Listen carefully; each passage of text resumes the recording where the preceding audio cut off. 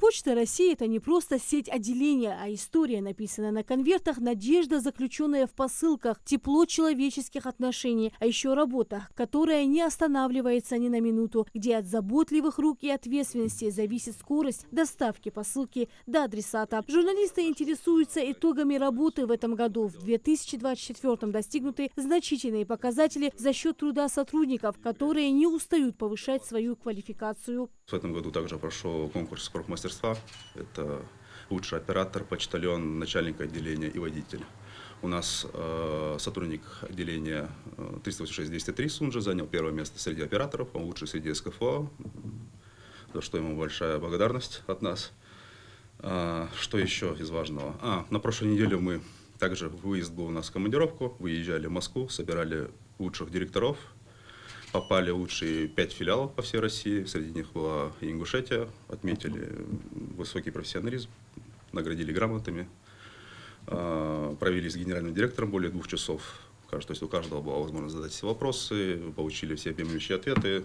В Ингушетии сегодня функционирует 57 отделений почтовой связи, которые ежегодно доставляют клиентам более 1,5 миллиона писем и около 80 тысяч посылок. Обслуживает почти 5 тысяч подписчиков, которым доставляют свыше 28 тысяч печатных изданий в год. Создание комфортных условий для работы сотрудников почтовых отделений и доступность услуг для жителей – приоритетные направления для почтовой связи в Ингушетии. За последние годы в отделениях установлено современное оборудование, появилась удобная мебель и не только.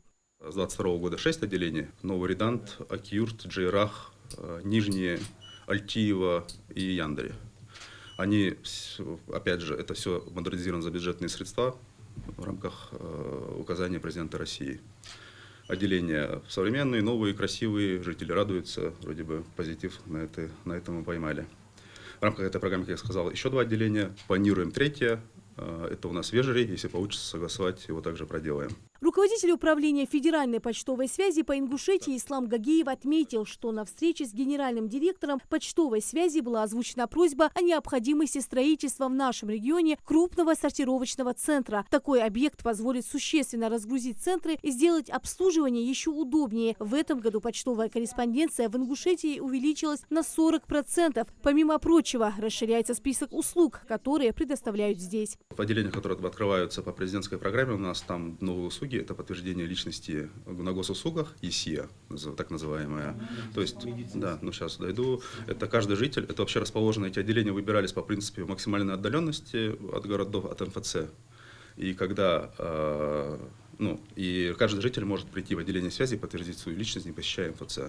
И также у нас дополнительно в этих отделениях, только в этих отделениях у нас также медицинские услуги. В 47 отделениях Почты России предоставляются услуги Почта банка. В планах установить и ВТБ-банкоматы. К тому же организованы экспресс-отправки денежных средств в течение нескольких секунд. Почта не стоит на месте и уверенно шагает в мир высоких технологий, благодаря которым для клиентов стали доступны новые услуги, что существенно экономит время. Клиент может подойти за своей посылкой, просто на телефоне показать QR-код, он считается, и сразу же будет осуществлена выдача посылки.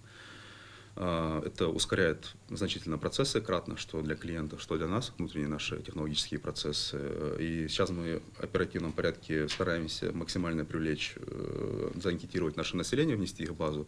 На сегодняшний день у нас порядка 100 тысяч человек уже зарегистрированы в мобильном приложении.